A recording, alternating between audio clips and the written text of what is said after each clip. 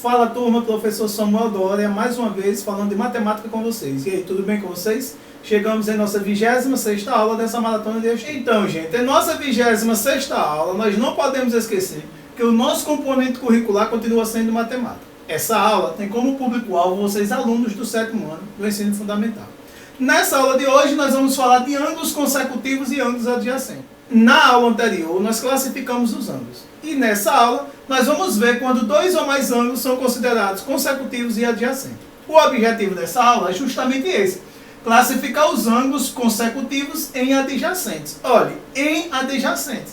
Ou seja, ele já está dizendo que para serem adjacentes, eles precisam antes serem consecutivos. E aí, vamos iniciar nossa aula? Então, gente, vamos prestar atenção que iniciando nossa aula, nós temos aqui um ângulo. Esse ângulo, e vocês sabem, nós vimos na aula anterior, todo ângulo para ser formado precisa de um vértice. Precisa das arestas, que são retas, semi-retas ou segmentos de medida. Nesse caso, eu estou dizendo que esse ângulo é o ângulo AOB. O vértice O é que dá origem ao ângulo e ele tem os lados A e os lados B. Está aqui o ângulo interno.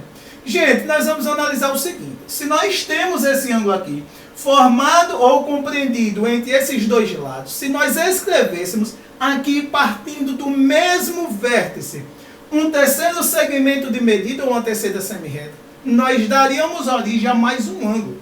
É justamente isso que nós vamos ver agora. Então, nós tendo aqui agora o vértice A, desse vértice A está partindo três semi-retas. Essas três semi-retas, elas dão origem a três ângulos. Quais são os ângulos? Você consegue notar aí quais são os ângulos? Então, ela dá origem ao ângulo EAG, esse é um ângulo. Ela dá origem ao ângulo EAF, esse é um ângulo. E ela dá origem ao ângulo FAG. São três ângulos que ela dá origem. Então, a origem desses três ângulos está aqui nessa vértice. Então, pessoal, o que é que nós vamos analisar sobre esses três ângulos? Nós vamos analisar quais deles que podem ser considerados consecutivos. Então, para que eles sejam consecutivos, eles precisam ter um lado comum. E é justamente isso que nós vamos ver. Onde estão esses lados? O vértice nós já vimos que é um único vértice para os três. Agora nós vamos ver quais deles apresentam um lado em comum. Então, aí nós vamos analisar dois ângulos a princípio, que é o ângulo EAF e o ângulo EAG. O que é que o ângulo EAF e o ângulo EAG possuem em comum? Possuem em comum esse lado, olha, o lado AE e o lado AE. Olha, esse lado AE nós usamos para escrever os dois ângulos. Tanto o ângulo EAG quanto o ângulo EAF. Ou seja, os dois precisam desse segmento de medida ou dessa semi-reta para ser escrito. Então, nós vamos dizer que esses dois ângulos eles são consecutivos. Nós vamos dizer também que o ângulo EAF e o ângulo FAG eles são consecutivos. Qual é o lado que eles têm em comum? O lado AF e o lado AF. Então, eles precisam de um único lado para serem escritos. Eles são consecutivos. Nós vamos dizer também que o ângulo FAG e o ângulo EAG são consecutivos. Qual é o lado que eles têm em comum? Eles têm em comum o lado AG e o lado AG. Então, gente, nós estamos dizendo que dois ângulos são consecutivos quando eles apresentam um lado comum e estão escritos na mesma vértice. Então, aí nós vamos generalizar. Dois ângulos que possuem o mesmo vértice e têm um lado comum são denominados ângulos consecutivos. Nós vimos aqui três ângulos onde dois estão sendo consecutivos entre si. Então, nós acabamos de ver isso. Ângulos consecutivos são aqueles ângulos que estão escritos no mesmo vértice e que apresentam um lado comum. Se nós já sabemos o que são ângulos consecutivos, agora nós vamos falar de ângulos adjacentes. E nós vamos usar os mesmos ângulos que nós usamos anteriormente. Daqueles ângulos que são consecutivos, nós vamos ver quais deles podemos considerar como adjacentes. Então, somente esses dois, EAF e FAG, nós podemos considerar como ângulos adjacentes. Primeiro, para serem adjacentes, precisam ser consecutivos. Segundo, eles não podem ter ponto interno comum. Então, se nós analisarmos o ângulo EAF, é esse ângulo aqui. O ângulo FAG é esse ângulo aqui. Então, nós não estamos notando que eles possuem pontos internos comuns, eles não têm ponto interno comum, mas nós estamos notando que eles são ângulos consecutivos, ou seja, eles apresentam um lado comum e estão sendo escritos no mesmo vértice.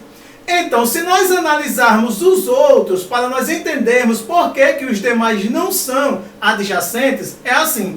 Se nós analisarmos EAG, é esse ângulo completo. Depois nós analisarmos EAF, é esse ângulo aqui. Nós vamos perceber que ele tem esse ponto aqui interno comum. Esse ponto tanto é pertencente a EAG, quanto é pertencente a EAF. Então, por eles apresentarem esse ponto interno comum, eles não podem ser considerados adjacentes. Dois ângulos são considerados adjacentes quando eles forem consecutivos, mas não apresentarem pontos internos comuns. Sobre eles serem consecutivos, já vimos anteriormente, né? Nós vimos quando que eles são consecutivos. Se ainda paira dúvida, volte, reveja a aula até você compreender quando que eles são considerados consecutivos. Aí você vai compreender com maior facilidade a questão deles serem considerados também adjacentes. Então, aí nós vamos generalizar. Dois ângulos consecutivos que não possuem pontos internos comuns são denominados adjacentes. Então, gente, aí vou deixar esse desafio aqui para vocês responderem. Vocês irão precisar de analisar um relógio analógico, aquele relógiozinho de ponteiro que tem aí na casa de vocês. O que é que vocês irão analisar? Vocês irão analisar no relógio analógico os ângulos formados pelos ponteiros de um relógio às 8 horas. Mede, ou seja, vocês irão pegar o relógio analógico, posicionar ele às 8 horas, irão analisar os ângulos em que a posição dos ponteiros forma. E aí vocês irão marcar uma dessas opções aqui. Então, aqui nos comentários, você irá dizer qual dessas opções representa os ângulos formados pelos ponteiros de um relógio analógico quando ele marca exatamente às 8 horas. A nossa aula de hoje fica por aqui. Foi uma aula bem simples e resumida. Espero que vocês tenham aprendido. Espero também que vocês respondam a atividade do formulário, que não chutem, né, que analisem direitinho para responder, que se precisar de ajuda estamos à disposição. Um forte abraço e até o próximo encontro.